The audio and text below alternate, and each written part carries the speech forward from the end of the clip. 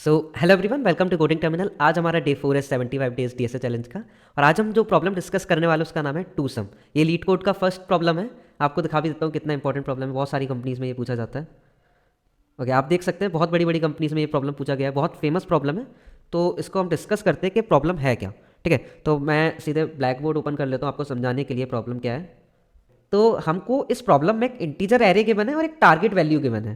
ठीक है, और हमको इस इंटीजर एरे में से दो वैल्यू फाइंड करनी है, दो ऐसे एलिमेंट फाइंड करने हैं जिनका सम हमारे टारगेट के इक्वल है।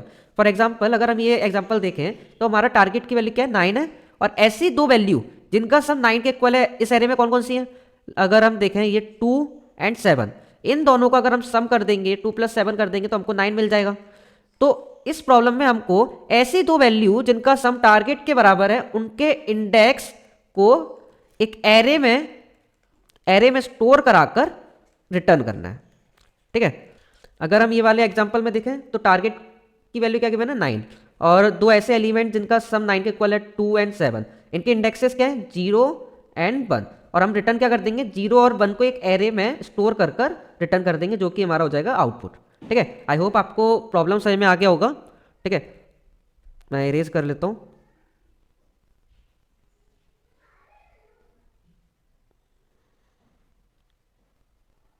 तो इस प्रॉब्लम को हम एक एग्जांपल लेकर समझते हैं किस तरीके से अप्रोच किया जा सकता है।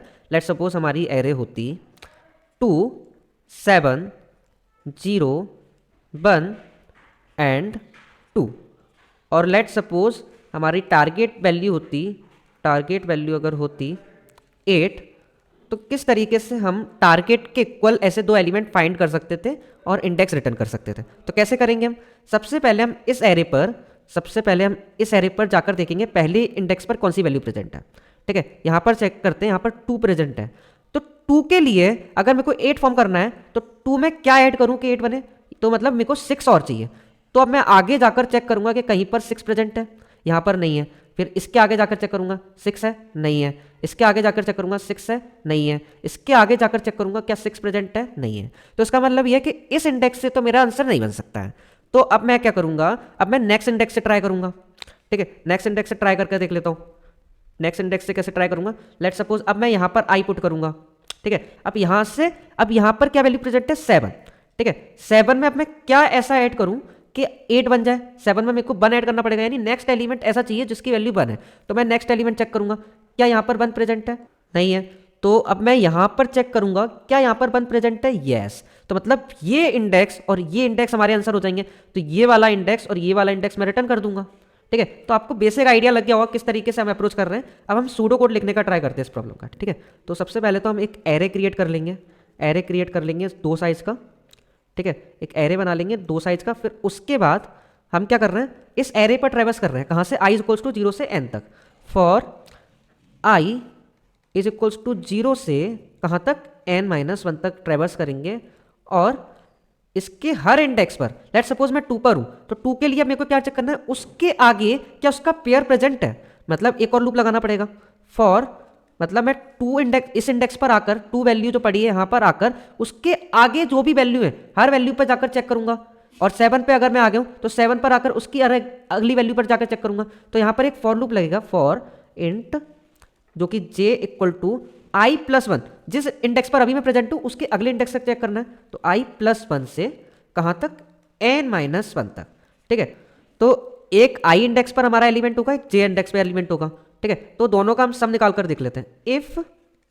इफ इन दोनों का सम, यानी कि जो एरे है, if array of i plus array of j equal to हमारा टारगेट मिल गया, अगर हमारा ये टारगेट के इक्वल हो जाता है, इसका मतलब क्या है, हमको आंसर मिल गया। और हम इस केस में हमारा आंसर क्या होगा, i इंडेक्स हमको बताने ना, i एंड j। तो हमने ये एरे क्रिएट किया था, तो इस केस में हम क्या करेंगे, एरे जो आंसर एरे क्रिएट किया है उसका एरे का zeroth index will be i and array का फर्स्ट इंडेक्स क्या हो जाएगा, j।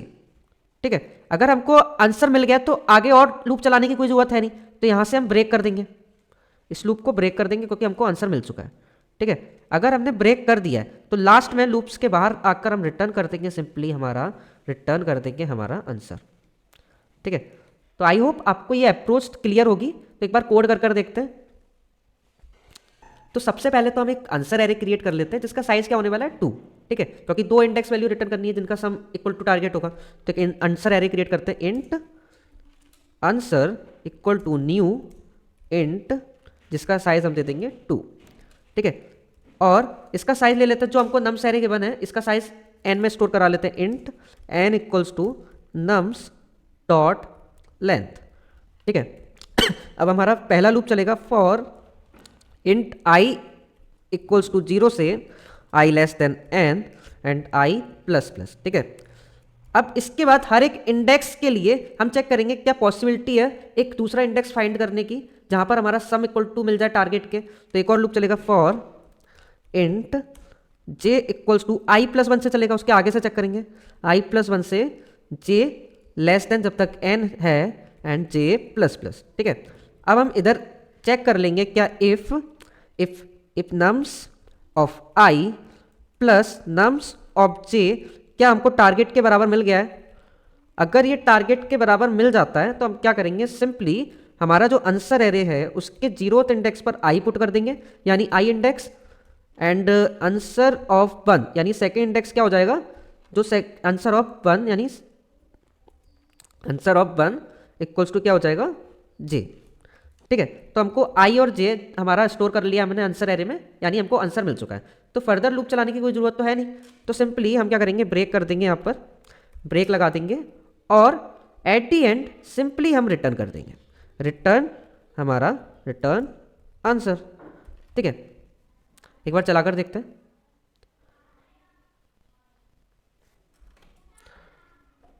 ओके, तो एक्सेप्ट हो गया, एक बार सबमिट भी कर लेते हैं।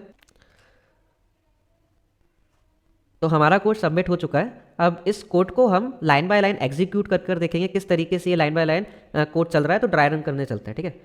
ओके, तो इस एग्जांपल पर हम line by line code execute कर देखते हैं किस तरीके से रन होगा कोड, ठीक है। टारगेट की वैल्यू 13 गिवन है और नम्स एरे गिवन है, और सबसे पहली लाइन ये चलेगी, इसमें एक आंसर एरे क्रिएट होगा।